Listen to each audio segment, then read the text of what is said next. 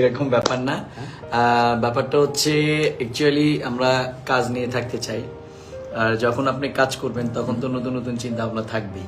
এই যে তানভীর ভাই একটা ক্রোমার ব্যাপার দেখাইলো, এটাও কিন্তু একটা নতুন বিষয় আছে, এখন না, পরে বলবো আমরা।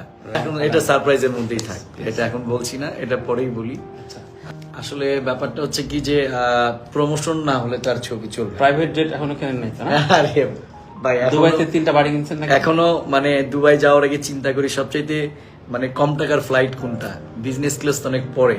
বিনয়, হ্যাঁ, তো বিষয় হচ্ছে যে অ্যাকচুয়ালি চেষ্টা করি। আর আমার তো ধরেন ভাই অনেক চাওয়া পাওয়া নেই, আমার চাওয়া পাওয়া খুব ছোট, যা ইনকাম করি ওটাই সিনেমার পিছনেই ব্যয় করি। সিনেমা ছাড়া কোনো কিছু নিয়ে কোনো চিন্তা ভাবনা নেই।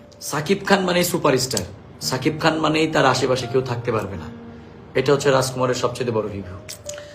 না না না না না না, এটা আসলে একদম দেখেন, যেদিন ইমেল ভাইয়ের ওই যে আমি বলি ইমেলের ওই ডান্স নাম্বার গানটা রিলিজ হলো, আমি প্রথম ওর ফোন দিয়ে বলছি যে ভাই একটু মিসিং যাচ্ছে, দেখো কোথাও কোনো প্রবলেম আছে কিনা টেকনিক্যালি, কারণ ইমেল তো অনেক ম্যাচিউর একজন ডিরেক্টর, তো তার তত বড় ভুল হওয়ার কথা না। তো প্রথম ফোনটাই করছি, এবং আমাদের মধ্যে সম্পর্ক কিন্তু অনেক ভালো, লোকজন যা বলে এগুলো বলার জন্য বলে। দেখেন কমন গার্লফ্রেন্ড নিয়ে নাকি সমস্যা? না না না, গার্লফ্রেন্ড তো প্রশ্নই আসে না ভাই, আমার বউ আছে, বাচ্চা আছে, গার্লফ্রেন্ড দিয়ে আমি কি করবো ভাই? সবাই হুজুর শাস্তি চায় মুশকিল। আচ্ছা যাই হোক, না হুজুর না ভাই, এটা সত্যি কথা। না অবশ্যই আমরা বিশ্বাস করি যে খুবই পবিত্র এবং খুবই মানে এরা আসলে মেয়েদের দিকে তাকায় না। সবচেয়ে হটেস্ট 3জন এখন ডিরেক্টর, অনন্য মামুন, ইমরান সাহেব, আর একটা ছেলে কি রাহান রাফি। জাতীয় প্রশ্ন হয়ে গেছে, এটার অ্যান্সার করি। আসলে দরদ কিন্তু অনন্য মামুনের ছবি না, দরদ সাকিব খানের ছবি। অ্যাকচুয়ালি সাকিব ভাই ডিসিশন নিবে যে দরদ কবে রিলিজ হবে, এটার ব্যাপারে আমরা কেউ কিছু বলতে চাই না। আমি দুবাই থেকে এসে ডিরেক্ট ভাইয়ার বাসায় গেছি, 2-3 ঘন্টা অনেক আলোচনা হয়েছে আমাদের মধ্যে। তো যাই হোক, এখন ভাইয়ার ছবি ভাইয়া যেদিন বলবে মামুন রিলিজ করে দাও, ওই দিন রিলিজ করে দিব। আমরা তো আপনারা জানেন বাংলাদেশে শুটিং কমপ্লিট করছি, বাংলাদেশে শুটিং করছি অনেক গোপনে, অনেক কিছু একটু ম্যানেজ করে আর কি, কিছু পলিসি ছিল। তো সবাই অনেকেই বলেন ভাই 20 দিনে কি আমরা ছবি হয়, আসলে 20 দিনে ছবি হয়নি, দরদের শুটিং হয়েছে 45 ডেজ, তারপরে তো পোস্ট প্রোডাকশন চলছে। তো এখন রিলিজ ডেট একমাত্র আমাদের সাকিব ভাই বলতে পারবেন যে দরদ কবে রিলিজ হবে, আমরা রিলিজ ডেট নিয়ে কোনো কথা বলার। আমি একটা জিনিস বলি, সেটা হচ্ছে এই ছবির পুরো প্ল্যানিংটা কিন্তু সাকিব ভাইয়ের মাথায় থেকে আসছে। দেখেন আমরা কিন্তু 28 তারিখ পর্যন্ত দরদ নিয়ে অনেক কথা বলছি, ভাইয়ার বার্থডে পর্যন্ত। তারপরে কিন্তু ভাইয়াই বলছে যে মামুন এখন শুধু রাজকুমার হবে।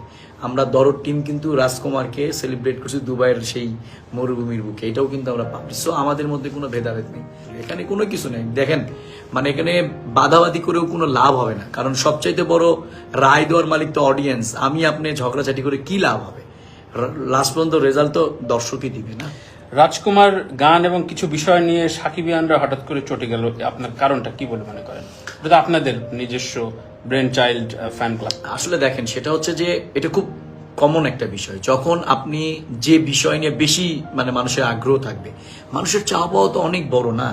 কারণ সাকিব ভাইকে মানুষ অনেক উপরের লেভেলে দেখতে চায়, তারা তো চিন্তা ভাবনা করে যে সালমান খান, শাহরুখ খান লেভেলের ওই রকম একটা কিছু তার কাছ থেকে আসে। তো এই আশায় যখন একটু ঘাটতি হয়, ওই যে বলে না যে আদর করতে পারে সেই তো শাসন করবে। তো যারা সাকিব ভাইকে ভালোবাসে, তারা যদি কোনো কন্টেন্ট নিয়ে একটু ঝামেলা, তারা তো রাগ করবে। এটাকে পজিটিভলি দেখা উচিত, গভীরে থাকে কিন্তু। তো দরদের প্রতি ভালোবাসাটা গভীরের ভালোবাসা, অ্যাকচুয়ালি এরকম কোনো ব্যাপার না। সাকিব ভাইয়ের কাছে তার প্রত্যেকটা কন্টেন্ট খুব ভালো কন্টেন্ট, এবং গভীরতা থেকেই সে ভালোবাসে। আর এই তো বললাম যে দরদ নিয়ে তার একটা আলাদা প্ল্যান আছে, সেটা সেই বলবে। কারণ আমাকে এখন পুরো গাইড করে, আমি যে 2-3টা কথা বলতাম ঈদের 2-3 দিন আগে যাওয়ার পরে সুন্দর মতো করে বুঝাইদের টাইট দিয়ে ছেড়ে দিছে। এখন আর কিচ্ছু করার নাই, এখন আমাকে চুপচাপ থাকতে হবে। ব্যাপারটা হচ্ছে দেখেন, সেটা হচ্ছে যে মানে সিনেমায় কিন্তু ব্যবসা অনেক বড় একটা বিষয়। আজকে দেখেন আমরা সাকিব ভাইয়ের ছবি হলেই 8 কোটি টাকা, 7 কোটি টাকা, 10 কোটি টাকা প্ল্যানিং করতে পারি। অন্য হিরোদেরকে নিয়ে, অন্য আর্টিস্টদেরকে নিয়ে আমি যদি বলি গিয়ে ভাই আমার 10 কোটি টাকা দেন, আমার প্রডিউসার ধরে মারবে। তো ওই জায়গা থেকে কি হয় না, যে একটা বিষয় আছে তো ভাই, আপনি তো দামি জিনিসের পিছনে দামি টাকায় খরচা হবে, এবং দামি যখন হবে টাকা যত খরচা হবে আলোচনা তো তত বেশি হবে। এটা খুব নিয়ম মাফিক একটা ব্যাপার। আমরা যত কথাই বলি কিনা যে অনেক কিছু আছে, তারপরে স্টার, সুপারস্টার এই ওয়ার্ডগুলো তো আপনি ফেলে দিতে পারবেন না। কিন্তু আমি কিন্তু ঈদের আগের দিনেও আমি একটা স্ট্যাটাস দিয়ে ক্লিয়ার করে দিছি যে আমাদের ইন্ডাস্ট্রি কিন্তু শুধু সাকিব ভাই কেন্দ্রিক হলেও হবে না, সব ছবি দেখতে হবে। সাকিবিয়ানদেরকেও বলছি, আপনারা সবগুলো ছবি দেখেন, যতগুলো ছবি রিলিজ হয়েছে, মায়া, লিপস্টিক, দেয়ালের দেশ, ওমর, আহারে জীবন, সোনার চর, গ্রিন কার্ড, আর কি বাপ পড়লো কিনা আমি জানি না। তো আমার মতে যে যে ছবি, কাজল রেখা, যে যে ছবিগুলো রিলিজ হয়েছে আপনারা প্রত্যেকটা ছবি হলে গিয়ে দেখেন, তাহলে না ইন্ডাস্ট্রি বাঁচবে। এখানেও বলি, দরদের যদি এক লাইন কেউ কপি বের করতে পারে, সবাই না চিন্তা করতেছে অন্যরকম, আরে দরদের নাকি 3টা মারার আছে, তাহলে এখানে তাহলে মিলে যাবে। ভাই একটা কথা বলে রাখি ভাই, দরদের গল্পটা 2 ইয়ার্স বলে লিখছি, 2 years, not a matter of jokes, 2 বছর ধরে লিখছি, মানে একটা লাইন ওখানে কপি নেই, এবং পুরা 20-30 জনের মানে ডক্টর স্ক্রিপ্ট ডক্টরিং বলে এটাকে, করে করে করে করে ঠিক করে, এবং একটা গ্যারান্টি দিয়ে দিতে পারি, লাস্ট ফ্রেম যখন দেখে বের হবেন তখনও এমন একটা চমক আছে, বলবেন ভাই এটা কি হইলো, এত সস্তা না ভাই। সিকুয়েল রাখছেন নাকি পুষ্পাটুর মতো? যদি ছবি খুব বড় হিট হয়ে যায় তাহলে সিকুয়েলের জায়গা আমরা রেখে গেছি ভাই। আমি মাঝে মাঝে না ভাই, এটা অনেক আগে থেকে আমি জয়াসান আর আপনি না মাঝে মাঝে বাংলাদেশ যদি এটা বলেন আমাদের, আমরা ক্রেডিট কালকে জয়া এখানে আসবে না আপনি এই জন্যই আপনি আমি বলি, সেটা হচ্ছে যে ভাই দেখেন, আমি কিন্তু লাস্ট 6 ইয়ার ধরে ইন্ডিয়াতে রাইটার হিসেবে কাজ করছি, প্রোডাকশন করি, তা আমার তো ছোট ছোট ভাই করে খেতে হয়। আগে তো ইন্ডিয়া দুবাই, নেপাল, বার্মা, নানান রকম শোনা যায়। এখন তো ধরেন প্রমোশনের জন্য দৌড়াইতে হচ্ছে ভাই, কিছু করার নাই। ছবি একটা বানাইছি, হিন্দিতে রিলিজ করব, বাংলা একটা ভার্সন থাকবে, তো এগুলো নিয়ে একটু প্ল্যানিং করছি আর কি।